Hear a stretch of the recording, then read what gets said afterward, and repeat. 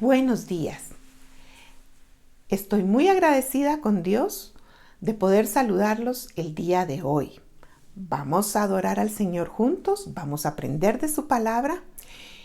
Hermanos, esta semana espero que sea muy bendecida de parte de nuestro Dios para todos los sembradores de vida. Cumplimos 11 años, así que el día viernes vamos a estar jubilosos, alegres. Y el domingo, hermanos, vamos a tener una reunión, aparte de nuestro servicio normal, a las 5 de la tarde. Tenemos Santa Cena. Desde ya, prepárese. Vamos a mandarles el link en Zoom. Hermanos, estamos tan maravillados de ver lo que Dios ha hecho. Habíamos planificado leer la Biblia todos juntos una vez. Y hermano, ya vamos por la segunda y algunos ya van en la tercera. Creo que vamos a lograr poder leer la palabra del Señor 3 veces. Qué mejor celebración que haciéndolo en unidad. Así que tengan una bendecida semana. Por favor, alabemos al Señor. Que Dios les bendiga.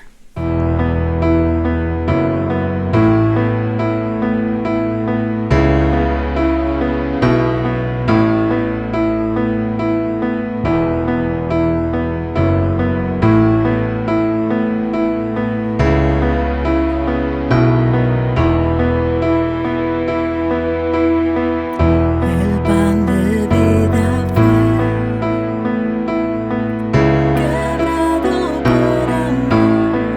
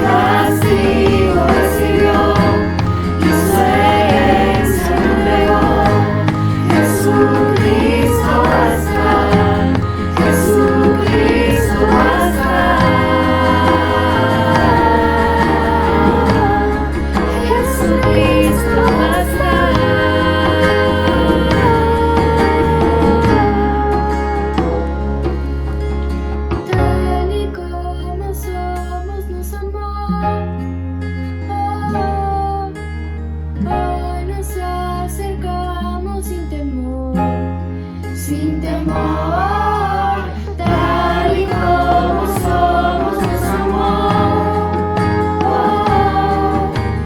Hoy nos acercamos sin temor. Él es el agua que beber, nunca más tendremos sed. Jesucristo está, Jesucristo está. Mi castigo recibió, y su herencia me entregó. Jesucristo está, Jesucristo está. Jesucristo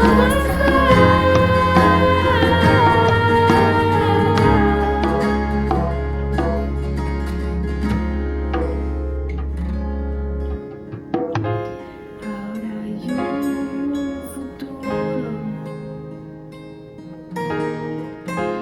y esperanza fiel. En su amor confiamos, hay descanso en él.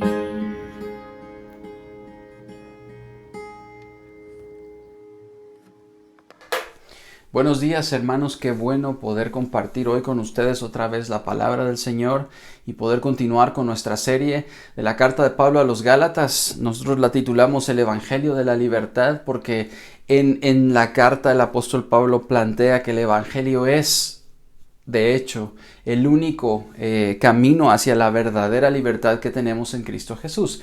Antes de comenzar, quiero agradecerles y también motivarlos a que sigan leyendo la palabra del Señor. Tenemos ya 5 días, creo yo, 5 o 6 días de estar leyendo la palabra sin cesar. Y no saben lo que anima a escuchar los reportes de cada uno diciendo ya terminé tal libro, ya terminé tal libro. Yo esperaría que eso sea algo que continúe en nosotros todo el tiempo, y no solo porque celebramos el aniversario, sino que el mismo amor tengamos todo el tiempo y el mismo deseo y fuerza para leer su palabra.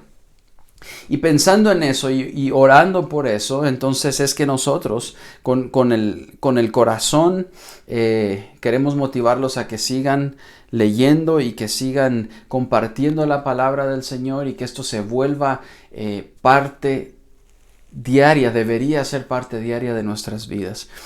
Vamos a continuar con el estudio de la carta de Pablo a los Gálatas. Hoy nos vamos a centrar en un versículo nada más, el versículo 22. Hemos estado estudiando este capítulo que es muy, muy profundo. Ya hablamos antes que el apóstol Pablo está tomándose el tiempo de explicar el Evangelio y de explicar la justificación por fe y el asunto de que la ley no puede salvar y tampoco nuestras obras, porque está hablando, número 1, a creyentes que son nuevos en la fe, número 2, creyentes que están siendo contaminados y confundidos por otros que en toda la carta Pablo le dice los judaizantes, que son hombres y mujeres legalistas que quieren agregarle al Evangelio. Y hemos hablado muchas veces que un evangelio es un evangelio falso cuando se le agrega algo más a ese evangelio y a la salvación. Nosotros creemos que el evangelio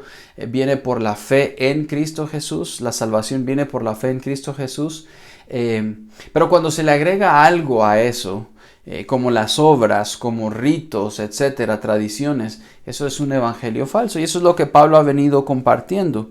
Hoy vamos a estar meditando solamente en el versículo 22 de Gálatas. Es un versículo pequeño, pero que encierra algunas verdades bien profundas acerca de nuestra condición, de nuestra condición en el Evangelio, y sobre todo de la libertad que encontramos en Cristo. Y el mensaje está dividido en 2 partes, justo como el versículo está dividido en 2 pequeñas partes. Entonces, la primera parte es muy clara, los efectos desastrosos de la caída. Vamos a explorar esos efectos, lo que significa la caída y por qué es necesario que nosotros volvamos a entender y estudiar y reconocer la caída y sus efectos sobre nosotros y sobre el mundo. Y luego vamos a hablar un poco de la promesa en Cristo.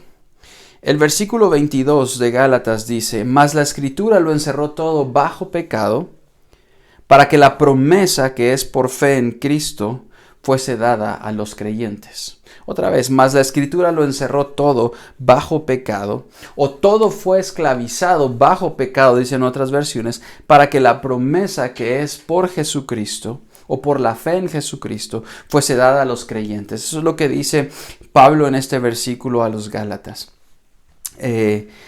Antes de creer en Cristo, y este es algo que todos nosotros compartimos y estamos de acuerdo, antes de creer en Cristo, todos nosotros somos prisioneros del pecado. Estamos abatidos por nuestros errores y sofocados por nuestros malos deseos. Por esta razón, Dios provee una vía de escape. Y esa vía de escape es la fe en Jesucristo. Todos estamos atrapados en las garras del pecado en algún momento. Pero los que creemos en Jesús somos libertados para vivir una vida plena. Este versículo que vamos a estudiar el día de hoy es una presentación condensada, porque lo que el apóstol Pablo hace es condensar el evangelio en este pequeño versículo, pero muy profundo. Es una versión condensada pero profunda del evangelio, y hay que irlo escudriñando y pelando para entender lo que el apóstol Pablo está diciendo. Hay mucha riqueza solamente en este versículo, obviamente sin quitarlo de su contexto y de lo que el apóstol Pablo viene hablando. Pero en unas cuantas palabras, el apóstol Pablo explica el evangelio de una manera magistral. No solo presenta el problema que tenemos como seres humanos, como hombres y mujeres, sino que también expone la cura a ese problema. Y esencialmente el apóstol Pablo habla de dos cosas en este pequeño versículo. Dos cosas que vamos a ir estudiando y conociendo. Número uno, habla del problema del pecado y las consecuencias del pecado y las consecuencias de la caída. Por eso es que el apóstol Pablo dice que la ley es necesaria, porque la ley era necesaria para enseñarnos que éramos pecadores. Hemos dicho muchas veces que la ley no puede salvarnos, la ley no puede justificarnos, la ley solo nos muestra lo malo que somos.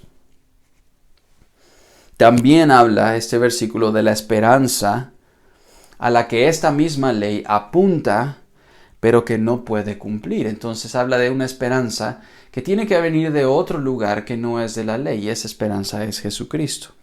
En todos los versículos anteriores, antes de este versículo 22, Pablo viene hablando del propósito de la ley y la limitación y la incapacidad de la misma ley para salvarnos. La ley no solamente nos hace ver nuestra naturaleza de pecado, sino que también nos apunta a la necesidad de ser salvos.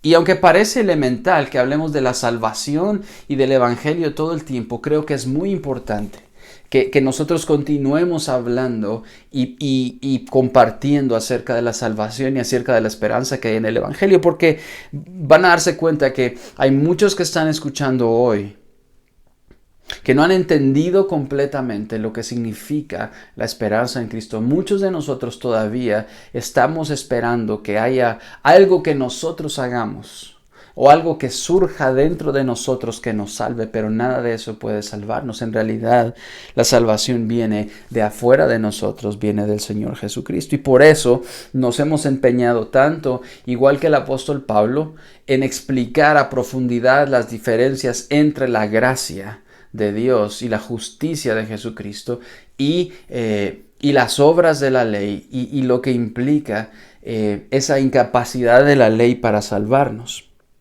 Entonces, la ley en realidad lo que hace es que nos muestra el pecado que hay en nosotros. Y también nos hace darnos cuenta y nos apunta hacia donde nosotros debemos ver, que es la necesidad de un Salvador, pero no nos salva esta ley.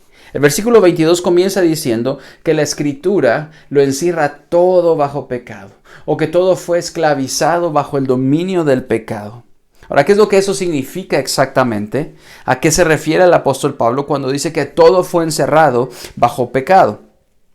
¿Qué Creemos que lo que el apóstol Pablo está haciendo referencia a lo que está haciendo referencia el apóstol Pablo es a la caída. Y está hablando de un momento específico en la historia de la humanidad en el que todo a partir de ese momento fue puesto bajo pecado. Obviamente, eso es lo que la ley refleja, es lo que está diciendo el apóstol Pablo, que la ley apunta hacia ese momento en el que todo fue puesto bajo la maldición y la esclavitud del pecado.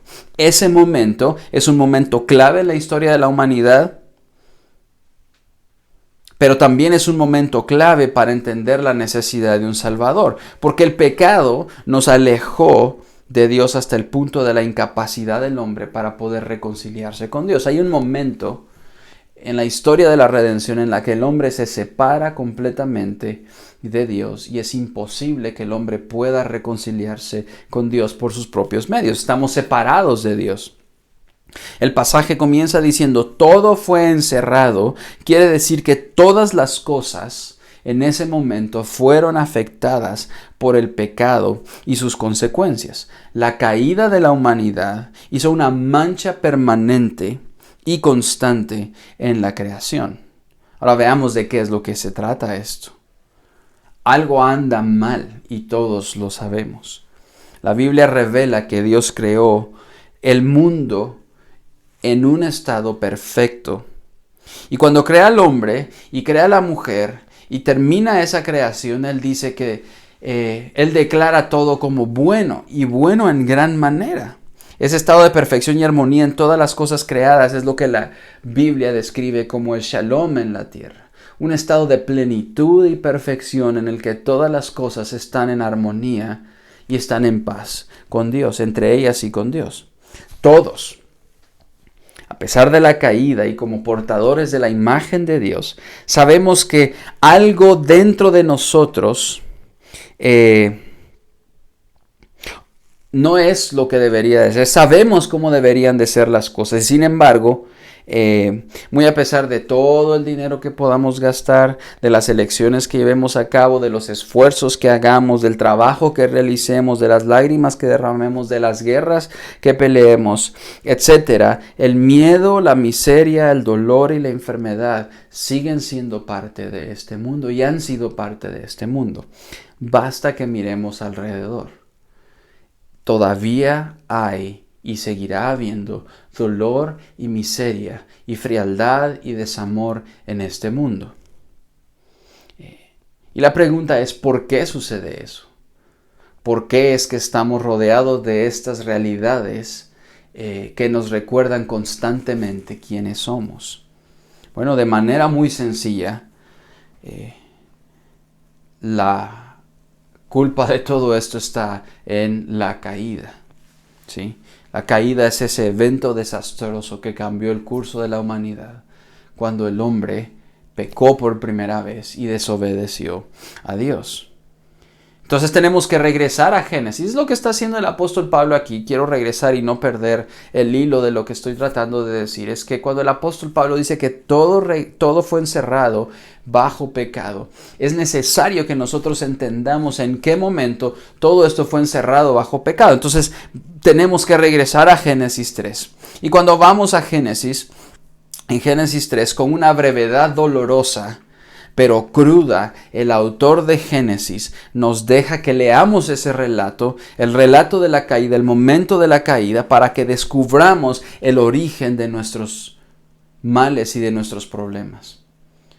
De una manera muy sencilla, pero muy profunda, el autor de Génesis nos deja ver ese momento trágico en el que el hombre decide desobedecer a Dios y escuchar a la serpiente y peca y es separado de Dios. Ese es el origen de todos nuestros problemas. Nos sitúa en el bello Edén, perfecto, inmaculado, sin mancha, maravillosa creación de Dios, el huerto que Él mismo plantó. Y contemplamos ese lugar perfecto en donde vivían Adán y Eva sin el pecado y sin la mancha de sus efectos en la creación. Y en un momento entra la serpiente en escena y esa entrada de la serpiente marca el comienzo del caos en la creación. Eva decide creer a la serpiente, Satanás, antes que a Dios, y elige el orgullo sobre la humildad. Tomando parte del árbol, come del árbol del conocimiento del bien y del mal y peca contra Dios. El pecado de Eva, de hecho, fue un pecado de comisión. Quiere decir que ella hace algo, ella cometió un pecado en contra de Dios. Porque hizo exactamente lo que Dios le prohibió. Adán, por otra parte, su pecado consiste en haberse quedado en silencio mientras todo esto tomaba lugar. Él falla en guiar a su familia, acercarla a Dios. Su pecado fue de omisión porque él no hizo absolutamente nada. El problema es que en lugar de haberse arrepentido, Adán esencialmente discutió con Dios, culpando a Eva por su pecado y culpando a Dios por hacer a Eva. Eva, por su parte, falló en arrepentirse también de su pecado y culpa a la serpiente de haberla engañado. El patrón del pecado aquí se repite una y otra vez y se sigue repitiendo hoy una y otra vez. Y es peligroso porque lo que hacen estos dos es que no reconocen lo difícil de su pecado y culpan a alguien más y no toman responsabilidad y aceptan su pecado. Ese es un patrón que se sigue repitiendo hoy. Como resultado de la caída, el descenso hacia el pecado continúa siendo impune. Seguimos y la humanidad sigue descendiendo hacia el pecado. Y esto es básicamente lo que sucede en este momento en cuanto a nuestra relación con Dios, de la humanidad con Dios, y lo que sucede cuando Adán y Eva deciden pecar y deciden dejarse engañar por la serpiente. El respeto a la autoridad comienza a ser reemplazado por rebeldía. En lugar de respetar y obedecer la autoridad de Dios, ellos se rebelan. Y esa es la condición en la que el pecado sumió al mundo. En lugar de una conciencia limpia, ahora lo reemplaza la culpa y la vergüenza. Eso es lo primero que sienten ellos cuando Dios se aparece y los llama por su nombre y quiere pasar tiempo con ellos. Obviamente Dios sabe que han pecado, pero ellos sienten vergüenza y culpa. La humanidad está sumida en vergüenza y culpa por culpa del pecado. La bendición es cambiada por castigo espiritual, físico y eterno. La bendición con la que ellos contaban en el Edén, caminaban con Dios, tenían comunión con Dios, disfrutaban de todas las cosas que Dios había creado, ahora lo habían cambiado por dolor y por un castigo espiritual y eterno. No solo Dios los condena bajo una maldición porque iban a sufrir ahora del dolor del trabajo y del parto, etc., sino que los expulsa del jardín del Edén. Cambian la bendición de ver a Dios, caminar con Él como amigo, y lo reemplazan por verlo como enemigo y huir de Él. En ese momento ellos se convierten en enemigos de Dios y deciden huir de Dios. Y a partir de ahí, el hombre comienza a huir de Dios.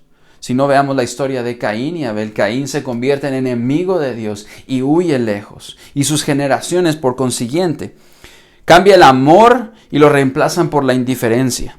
La intimidad con Dios es cambiada por la separación con Dios. Ahora nos separa algo, el pecado nos separa de esa intimidad con Dios. Cambiamos la libertad para obedecer a Dios por la esclavitud al pecado. Cambiamos la honestidad, o la honestidad fue cambiada por mentira y engaño.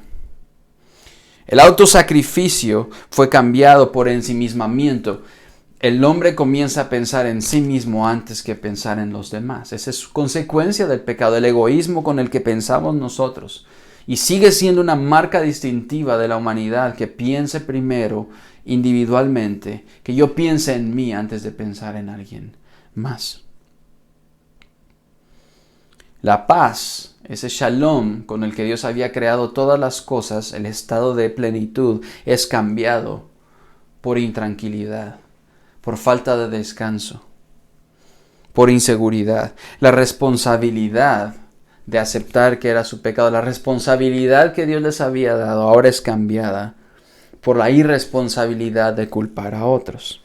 El alcance del pecado se resume, creemos nosotros, en una pequeña frase, pero que pero que dice mucho de la condición de la humanidad hoy.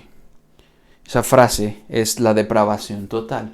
La depravación total, la doctrina de la depravación total, refleja y explica el alcance del pecado en todas las áreas de la vida.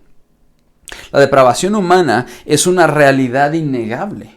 Otra vez, miren alrededor y nos damos cuenta del dolor y la desesperación que nosotros mismos causamos y que el pecado causa en nosotros. Incluso los ateos reconocen que la humanidad no es lo que debería de ser. Hay una cita que voy a leer en un momento del famoso psicólogo y pionero de la psicología Sigmund Freud. Y él reconoce ahí el estado de la civilización. Vean lo que dice en su libro Civilización y sus descontentos acerca de la naturaleza inherente de los hombres. Él dice, los hombres no son gentiles, no son amigables. No son criaturas que desean amor, que simplemente se defienden cuando los atacan. En cambio, son en una poderosa medida máquinas de deseo por agresión, y eso tiene que ser reconocido como parte de la naturaleza y de la dotación instintiva del hombre. ¿Se dan cuenta de lo que él dice? Él reconoce que el deseo primordial del hombre, lo que lo guía hacia adelante, es el deseo de destrucción, de agresión, y que eso lo reconocemos como parte instintiva. Ahora entendemos nosotros que es consecuencia del pecado. Entendemos que mientras la gente no es tan mala como podría ser, toda la gente es totalmente depravada en el sentido de que sus motivos, obras y pensamientos están afectados, manchados y estropeados por la realidad del pecado. Nuestra mente, emociones, corazón, conciencia y nuestro cuerpo. El pecado ha manchado cada área de la vida y de la creación. J.C. Ryle escribió sobre la depravación lo siguiente: el pecado invade y corre a través de cada parte de nuestra constitución moral y de cada facultad de nuestra mente. El entendimiento, los afectos, el razonamiento y la voluntad están más o menos cada uno infectados, prácticamente hablando. Esto significa que no podemos confiar totalmente en ningún aspecto de nuestro ser, porque cada uno de esos aspectos está manchado y deformado por el pecado, y por lo tanto no son ni objetivos ni confiables. Entonces necesitamos algo más, y él dice, necesitamos al Espíritu de Dios, necesitamos la palabra de Dios y necesitamos a la gente de Dios para que nos muestren el camino a la salvación o al Salvador.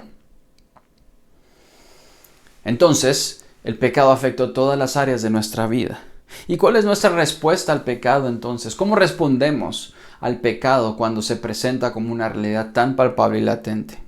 Al igual que Adán y Eva, que reaccionaron de manera equivocada cuando se dieron cuenta y fueron confrontados por su pecado, nosotros reaccionamos de una manera mala y, perdón por la redundancia, pero reaccionamos de manera pecaminosa al pecado. Hasta en eso hemos sido manchados. ¿Cómo reaccionamos? Estas son algunas de las formas en las que respondemos al pecado. Y lo que quiero hacer con esto es no solo entender la realidad de la caída y los efectos del pecado en nosotros, sino que al ir estudiando esto, hagamos una introspección, veamos hacia nosotros y comencemos a evaluar nuestra vida a la luz de la realidad del pecado.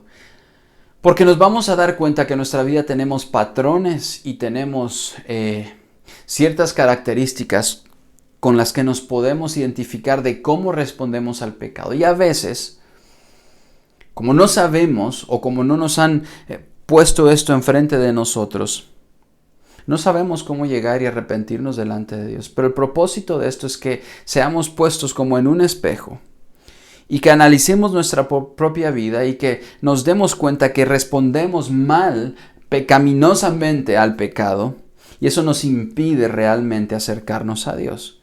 Y esto es algo de lo que hacemos.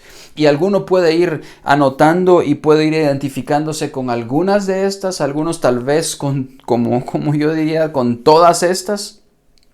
características, pero esto es como respondemos y no es diferente a cómo respondió Adán y Eva al pecado.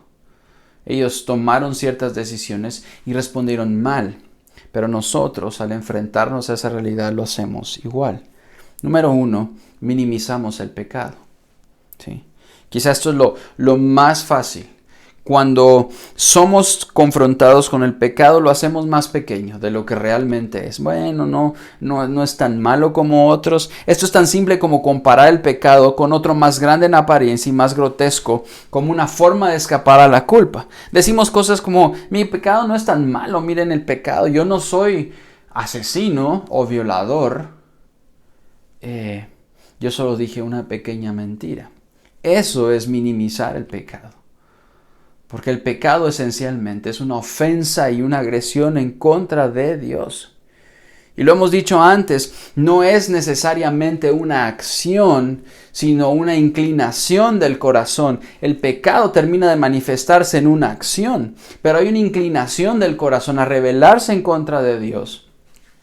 Entonces, cuando decimos que este pecado no es tan grande como otro, sencillamente lo estamos minimizando, y eso es muy peligroso. Número 2 está la creencia insensata, y agrego la palabra insensata porque es como Pablo está tratando a los Gálatas, de que mi pecado es diferente a los demás porque tengo buenas razones para legitimar lo que acabo de hacer.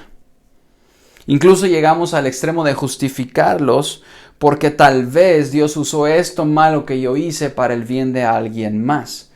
Eso es insensatez. Creer que mi pecado es diferente porque tengo razones para hacerlo un poco más legítimo. Bueno, quizá yo hice esto y me equivoqué, sí, pero miren cómo Dios lo usó.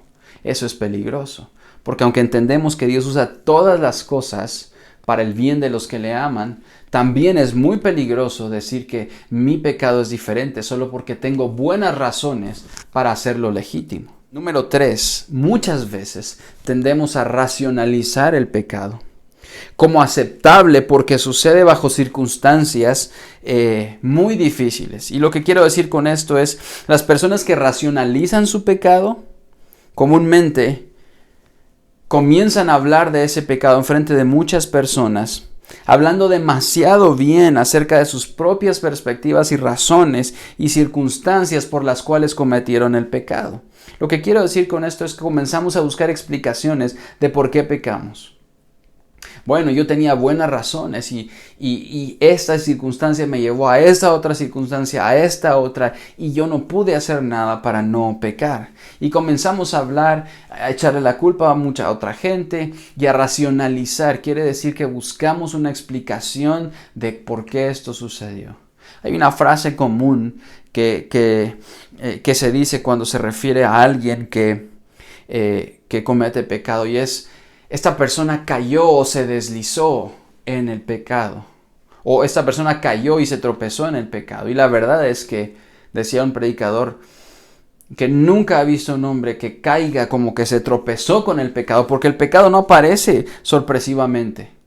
Más bien nos vamos deslizando en un proceso en el que vamos acariciando y apropiándonos del pecado y finalmente terminamos por abrazarlo.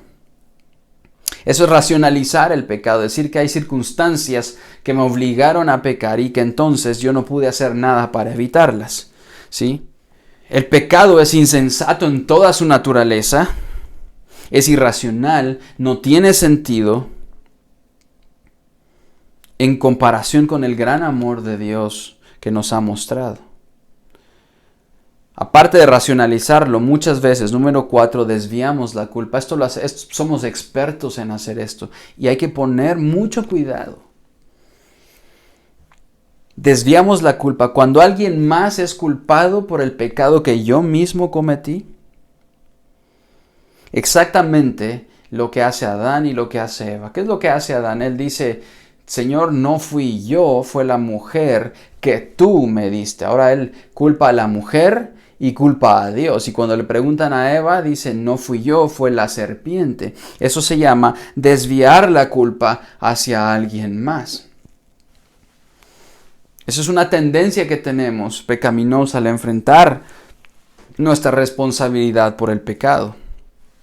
Cuando tratamos de evitar el pecado, sus consecuencias, tratando de cambiar el tema o tratando de cambiar la culpa hacia alguien más. Qué difícil que a veces nosotros culpamos. Y yo lo conté alguna vez, ¿verdad? Lo conté de manera graciosa, pero creo que explica perfectamente lo que significa esto. En una ocasión, muchos de ustedes saben que yo no puedo comer muchas cosas, ¿verdad? Que si como algo de estas cosas me puede causar una reacción muy fuerte que me puede llevar al hospital. Pero un día, una noche tenía hambre. Y mientras yo estaba compartiendo la comida, tenía hambre y cenamos y pasó todo el tiempo, pero a medianoche me dio mucha hambre y mi familia había comido pizza. Yo no puedo comer ni un pedazo de pizza. Y entonces, insensatamente, porque esto es la naturaleza del pecado, es insensatamente pensé y dije, bueno, quizá Dios me sanó durante la cena, entonces voy a bajar y voy a robarme un pedazo de esa pizza. Y ustedes saben que la pizza fría es mejor que cualquier otro pedazo de pizza. Entonces bajé a la refri, tomé la pizza, pensé en orar, pero no lo hice porque sabía que estaba haciendo algo muy tonto e irresponsable. Y entonces tomé la pizza y la metí en mi boca. En el momento exacto en el que metí la pizza en mi boca, se me comenzó a cerrar la garganta y mi cuerpo rechazó eso. Yo me sentía tan mal y no podía llamar a mi esposa porque estaba haciendo algo malo. Yo solo tomé la medicina, me puse una inyección y entonces esperé pacientemente a que pasara la enfermedad. Gracias a Dios no fue algo mucho más profundo que me tuvo que llevar al hospital, aunque hubiera podido ser. En ese momento me di cuenta de la tontera que había hecho. Saqué la pizza, lo que había escupido, lo fui a tirar al basurero y lo fui a esconder. En la mañana siguiente, mi esposa se despertó con deseo de comer pizza y preguntó, ¿dónde está mi pedazo de pizza? Y esto fue lo que yo hice instintivamente y se van a dar cuenta de la naturaleza pecaminosa. Lo que hice en ese momento fue echarle la culpa a mi hijo Lucas. Yo dije, Lucas se la comió. Pasó eso, regañaron a Lucas. Yo desvié la culpa de mi responsabilidad a Lucas. Al poco tiempo, durante el transcurso del día empecé a sentirme culpable porque yo había culpado a mi hijo de algo que yo había hecho. Y entonces, al poco tiempo, tuve que confesar que yo lo había hecho. Ahora imagínense, no tuve empacho en culpar a mi propio hijo de una tontera que yo hice, del pecado que cometí. Eso es exactamente lo que quiero decir con desviar la culpa. Nosotros desviamos la culpa de nuestro pecado y ponemos la responsabilidad sobre alguien más. Eso es altamente ofensivo a Dios, porque Él hizo todo lo contrario. Él no desvió la culpa, Él tomó la culpa y la puso sobre su propio hijo. La culpa que Él no tenía siendo inocente. Entonces nosotros desviamos la culpa, pero Él la tomó y la puso sobre su hijo para que nosotros no tuviéramos que culpar a alguien más y pudiéramos ser responsables de nuestros propios pecados.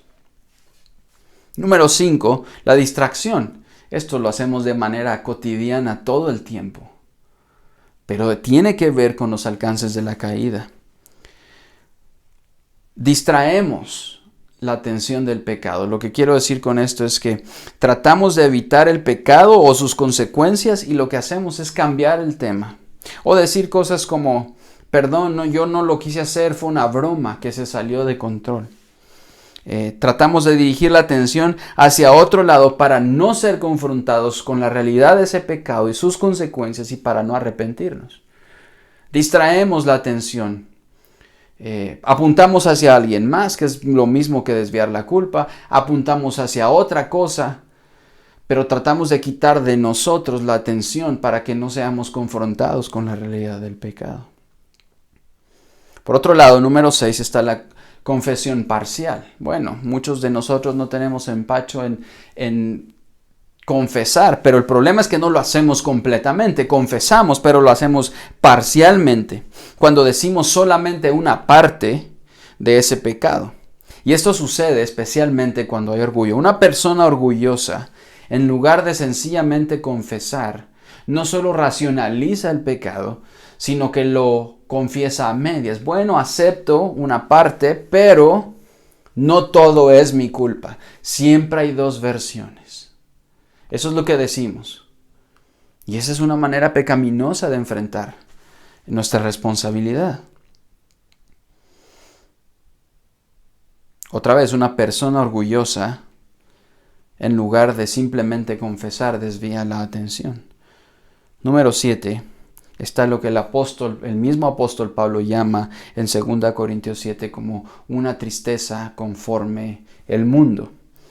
Pablo explica en ese pasaje que hay dos tipos de tristeza. Una tristeza conforme a Dios que provoca el arrepentimiento, pero una tristeza conforme al mundo que lo único que provoca es remordimiento y que nos lleva a la destrucción. ¿Sí? Bueno, el remordimiento es esa cuestión. A veces nos remuerde el pecado, quiere decir que nos causa, sabemos que causamos daño, sabemos que el daño fue causado, pero no estamos dispuestos a arrepentirnos. ¿Sí? Nos causa tristeza, pero no la tristeza que nos lleva al arrepentimiento, nos causa tristeza que solo nos lleva a remordernos. Y a veces pensamos cosas como, lo hubiera hecho de otra manera, ¿sí? Tan tonto que fui por haberlo hecho de esta manera, en lugar de decir, tan tonto que fui, no hubiera hecho nada de esto en realidad. ¿Se dan cuenta de la diferencia? A veces solamente buscamos el remordimiento y creemos que eso es todo. Y el mejor ejemplo es el joven rico. Cuando Jesús se encuentra con el joven rico y le dice, maestro, ¿qué tengo que hacer para heredar la vida eterna? Y empiezan a hablar sobre cumplir y precisamente hablan sobre cumplir la ley. Y Jesús le dice, bueno, todas las cosas que tú has cumplido, sí, yo he cumplido desde mi juventud. Bueno, entonces ve, toma todo lo que tienes, vende, dáselo a los pobres y sígueme. En ese momento ese joven entendió su condición y entendió qué era lo que debía hacer, y dice que él se da la vuelta y se marcha triste. Esa es la tristeza del mundo. Él se marcha triste porque sabe que no puede dejar sus cosas. No pudo. Él fue convencido más o menos del pecado, él entendió la realidad de lo que Jesús le estaba diciendo, pero no pudo actuar, no pudo darse la vuelta de su camino y seguir a Jesús. En lugar de eso, siguió su propio camino. Otra manera pecaminosa, y esta es muy muy peligrosa también, igual que todas, pero esta es muy peligrosa, de enfrentar el pecado es hacernos la víctima, es victimizarse. Y esto es en donde me presento como digno de lástima e incapaz de haber hecho algo para evitar este pecado. ¿Sí? Cuando soy encontrado en el pecado, soy sorprendido en ese pecado y soy confrontado. Y cuando digo pecado, obviamente ustedes entienden que hay una amplia gama de cosas que hacemos. Mucho de lo que hacemos es pecado. No solo estoy hablando de pecados como genéricos, como no robar, no mentir, como esta idea moralizante nada más de decir que hacemos cosas malas. No, el pecado es mucho más profundo. Nosotros hacemos cosas diarias que son terribles. Y lo que quiero decir es que a veces cuando somos sorprendidos en el pecado, lo que hacemos es que nos hacemos la víctima. ¿Sí? Nos ponemos como si fuéramos dignos de lástima y entonces para que la gente diga, bueno, al final no le quedaba otra opción, ¿sí? No tenía nada más que hacer y fue forzado a pecar. Pobre, damos lástima. Pero a Dios no le damos lástima, ¿sí? Casi siempre esto está asociado con culpar a alguien más, ¿sí? Porque alguien más nos obligó a hacerlo. Y es peligroso porque Dios no nos ve como víctimas. Dios nos ve como lo que somos, culpables. Esta tendencia a victimizarnos, muchas veces excusamos y escondemos el pecado detrás de esta victimización. Bueno, es que no tenía los recursos, no tenía la forma, no tenía nadie que me apoyara, nadie estaba para mí, no había nadie que me dijera, nadie que me confrontara, no hubo nada que me detuviera y fue culpa de esta persona y fue culpa de esta persona. Es exactamente lo que hizo Adán y lo que hizo. Él se hace la víctima, él dice, Señor, yo no pude hacer nada, fue la mujer que tú me diste. Y la mujer dice, fue la serpiente que me engañó. Hacerse la víctima es muy, muy peligroso. Y a veces parece cuando hacemos esto que incluso nosotros somos los ofendidos por el pecado que cometimos. ¿Han visto a alguien que se hace el ofendido cuando esta persona ha sido la que ofende? y la que peca y la que dice cosas? Es como en un choque de automóviles, cuando alguien choca a otro y uno sabe que esta persona tuvo la culpa y se baja y comienza a pelear para echarle la culpa a otro. Hacerse la víctima es una condición muy detestable para Dios. Porque no somos víctimas, somos culpables. La humanidad entera es culpable delante de Dios, por cuanto todos pecaron y están destituidos de la gloria de Dios. Todos hemos sido condenados. El pecado no hace víctima. Claro, nuestro pecado probablemente hace víctima a alguien más. Pero cuando yo cometo el pecado, no soy víctima de nada. Yo soy culpable y responsable de eso. Y número 10, cuando hablamos del pecado, últimamente, en los últimos años, hay una tendencia a hablar del pecado en los círculos de consejería, dentro y fuera de la iglesia. Y vean que esto es peligroso, dentro y fuera de la iglesia, como si el pecado fuera una enfermedad o se trata como una adicción. Y no como lo que realmente es, que es una ofensa para Dios, una ofensa terrible a Dios. De hecho, hay muchas formas en las que el pecado sí se parece a una enfermedad y sí se parece a una adicción. Por ejemplo, lleva a la muerte, tiene un efecto desastroso sobre la vida, es trágico y es doloroso. Pero esencialmente es distinto a una enfermedad porque no es algo que contraemos en la calle. El pecado no es algo que contraemos en la calle, no es algo que se nos pega en la calle como un virus, por ejemplo, ni algo que se trata con terapia como una adicción. ¿Sí? El pecado no se trata con terapia. Y ese es el punto.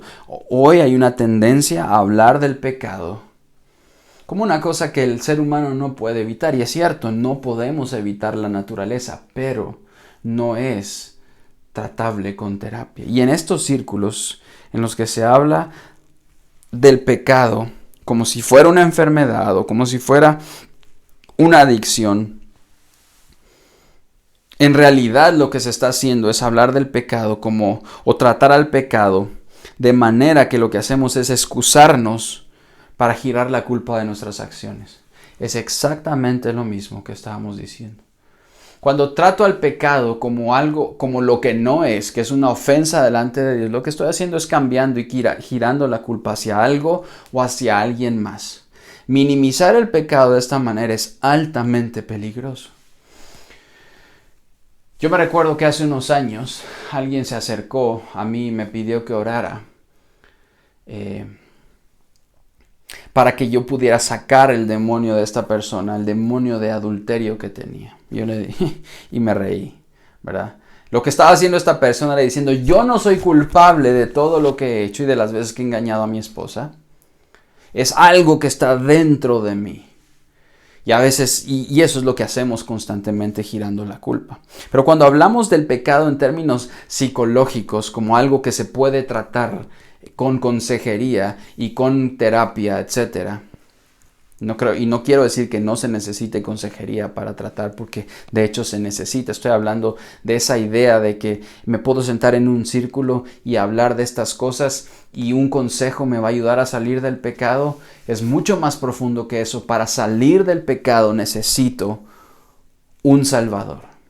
Necesito algo mucho más poderoso que no venga de mí, que venga fuera de mí. Y la solución de Dios para el pecado es Jesucristo, la sangre de Jesucristo derramada. Entonces, hablar del pecado en estos círculos como si fuera eso es muy peligroso. Estas 10 cosas son tendencias que nosotros tenemos a tratar el pecado como algo que no es.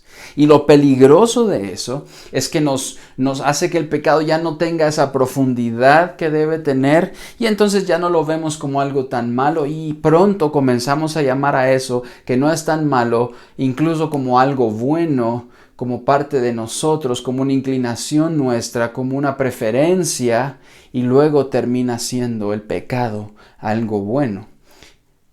Ese es el proceso en el que nosotros racionalizamos el pecado y lo convertimos en algo aceptable. Pero bajo ningún término el pecado es aceptable delante de los ojos de Dios. Ahora, ¿cuál es la respuesta de Dios? Nuestra respuesta es mala al pecado. como fue la de Adán y Eva. Pero la respuesta de Dios es firme y es profunda. En Génesis 3:15 está la respuesta de Dios al pecado. ¿Qué es lo que hace Dios en Génesis 3:15?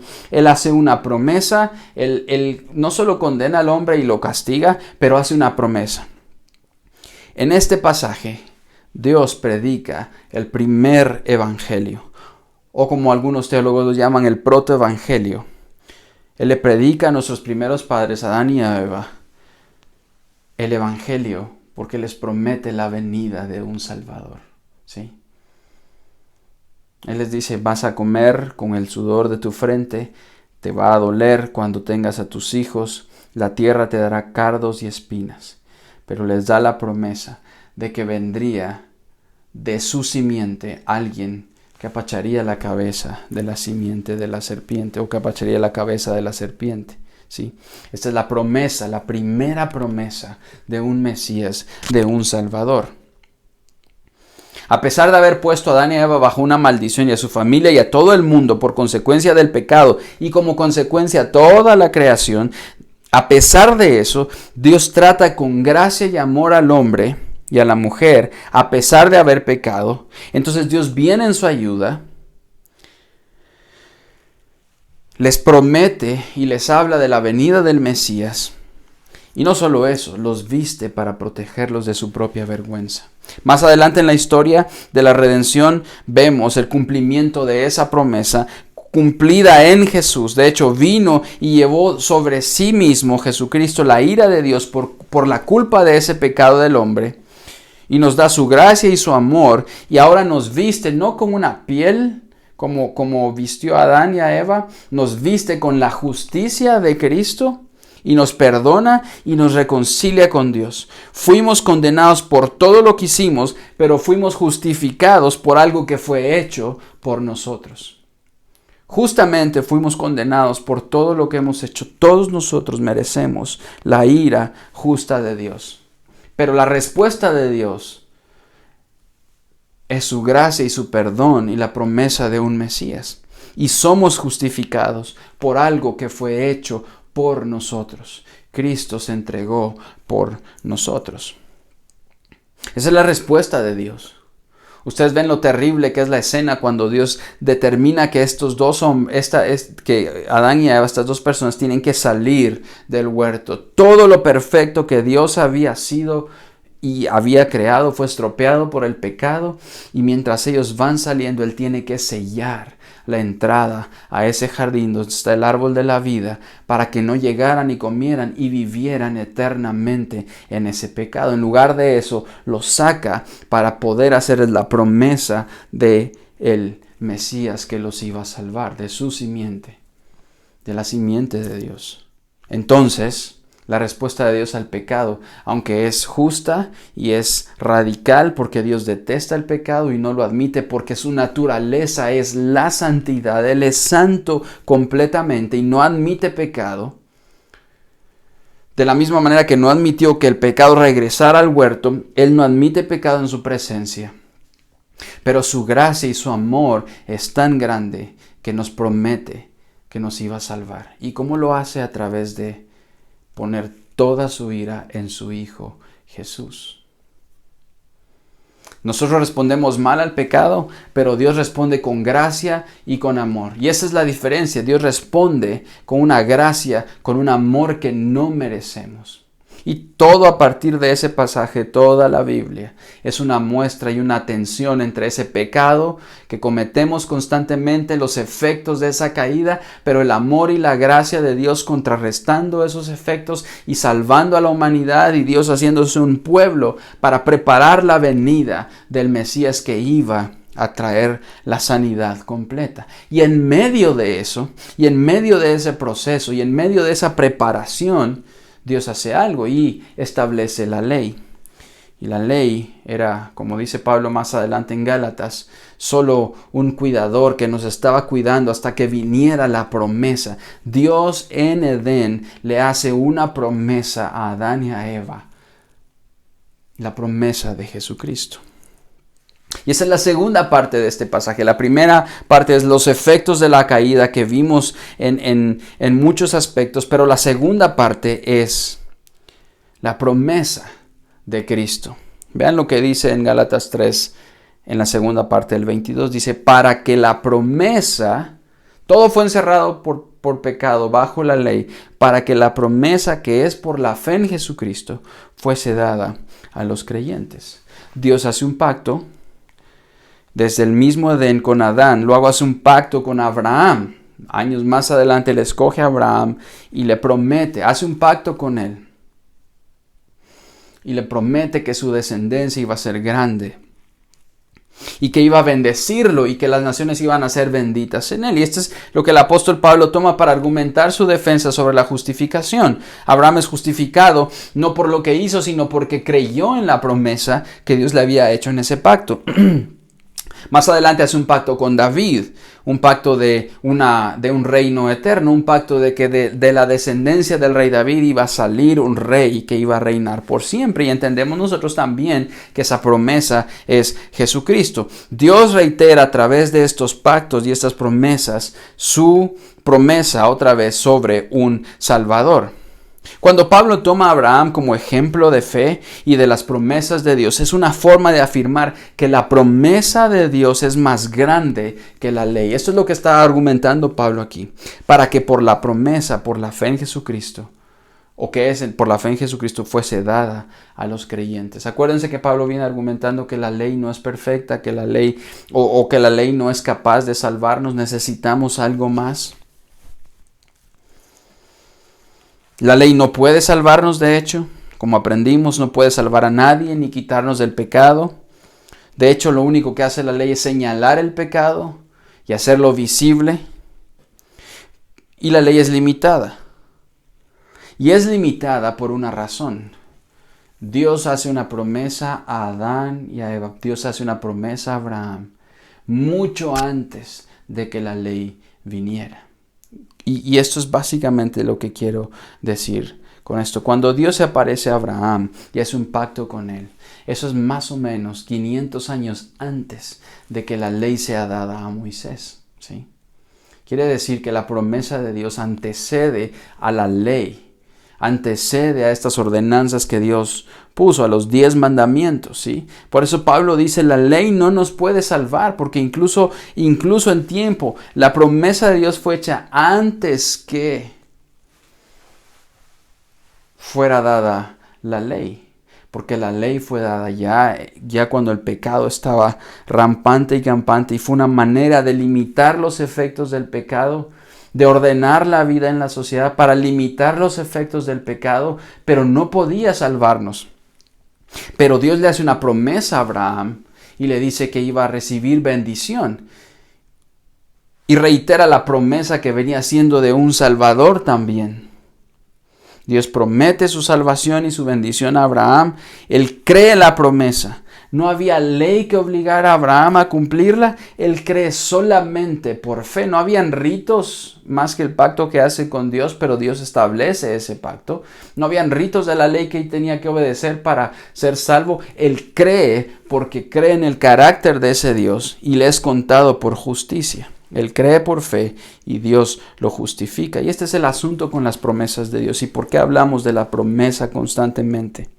En 1 Corintios 1:20 el apóstol Pablo dice, pues todas las promesas de Dios, todas, es abarcador. La promesa que le hace a Adán y a Eva, la promesa que le hace a Abraham, la promesa que le hace a Isaac y a Jacob, la promesa que le hace a José, la promesa que le hace a todos sus descendientes, la promesa que le hace a David y a los profetas. Esa promesa sigue siendo la misma y dice, todas las promesas de Dios se cumplen en Cristo, con un resonante sí y por medio de Cristo nuestro amén, que significa sí, y se eleva a Dios para su gloria.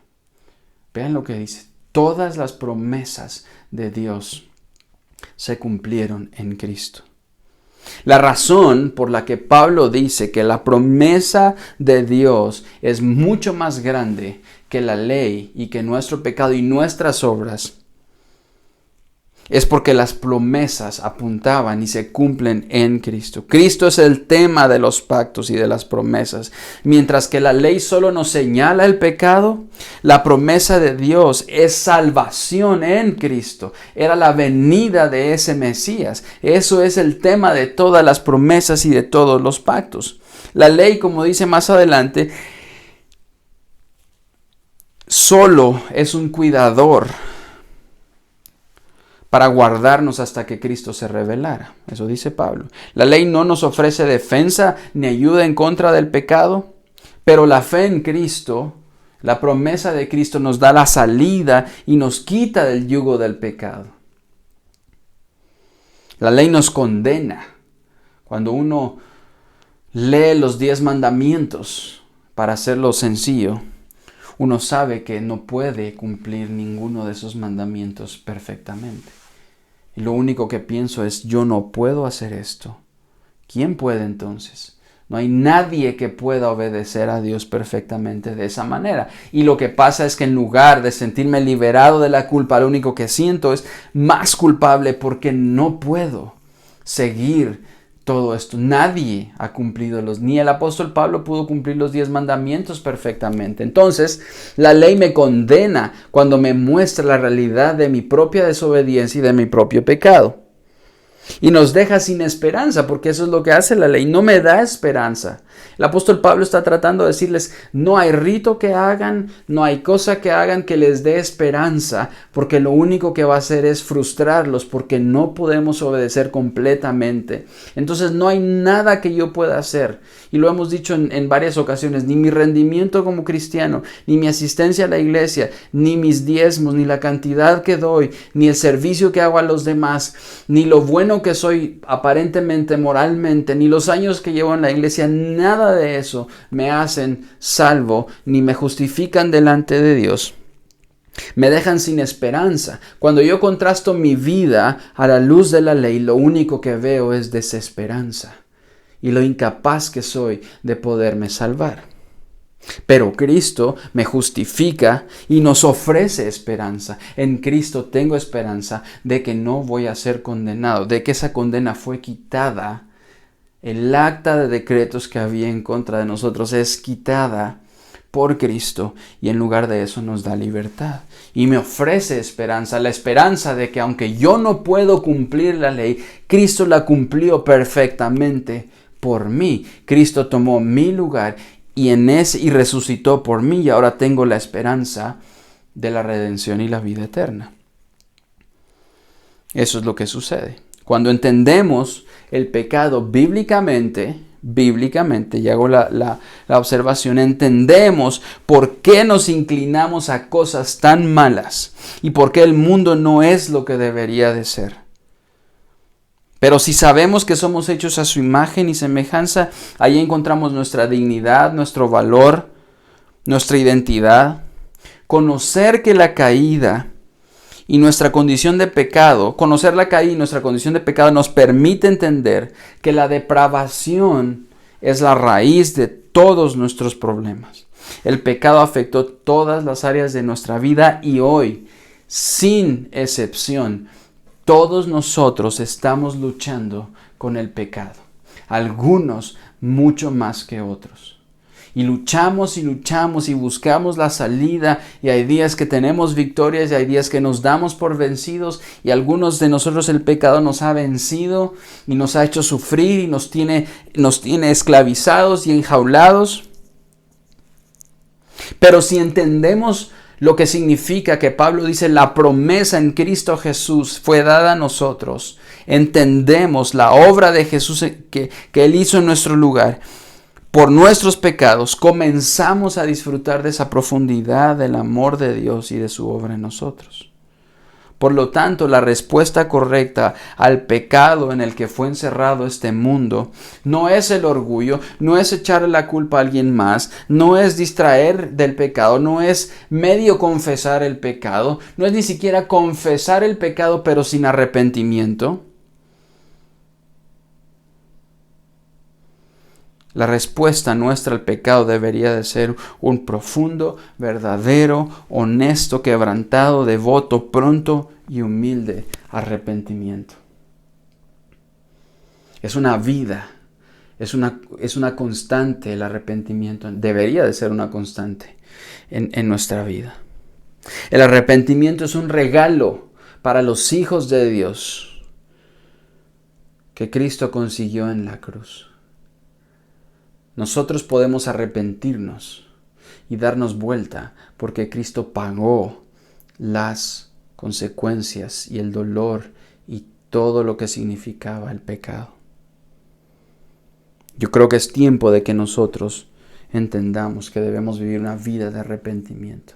Pero no como mencionamos todas estas cosas. Entender que el pecado ha afectado todas las áreas de mi vida y que hay patrones de pecado que me persiguen y entender esos patrones bíblicamente, pero entender que no tengo una salida propia, sino que dependo de la gracia de Cristo para ese pecado. Me da libertad y me da esperanza.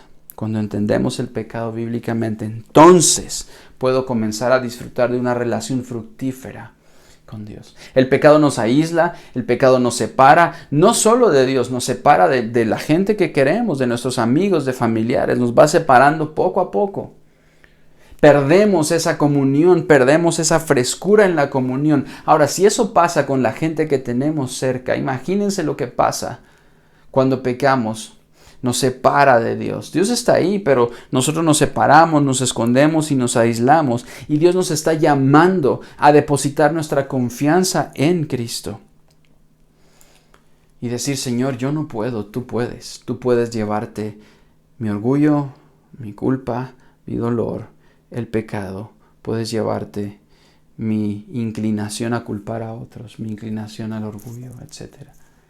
Cristo nos puede salvar. Es tiempo de vivir en arrepentimiento. Cuando el apóstol Pablo dice, mas la Escritura lo encerró todo bajo pecado, es que entendamos las consecuencias de la caída hasta nosotros. ¿Para qué?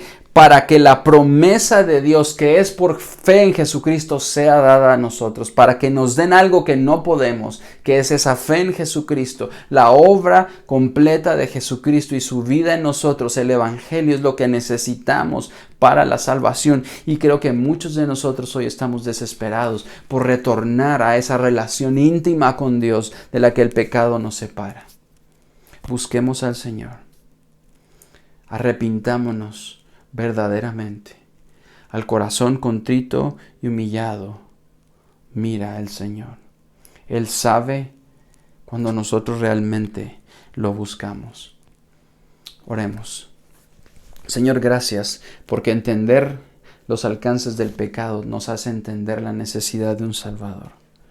Gracias, Señor, porque tu palabra nos enseña que todo fue encerrado bajo pecado para que pudiéramos ver la necesidad de una promesa, la promesa de un Salvador que es Cristo Jesús. Gracias porque en Cristo somos librados.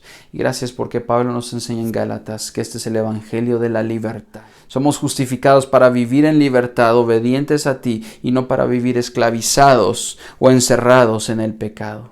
Señor, que hoy muchos puedan ser libres del pecado al poner su confianza en ti. Y mientras estamos orando, que alguien esté escuchando pueda ser convencido de justicia, de pecado y de juicio. Y tu Espíritu Santo pueda moverlos a arrepentirse profundamente y a decirte, te necesitamos, Jesús, necesitamos tu obra en la cruz. Perdóname y dame una oportunidad de volver a ti a través de Jesucristo. Señor Jesús, que tu obra sea palpable en nuestra vida y que tu Espíritu Santo esté tocando los corazones para arrepentimiento de muchos que están escuchando.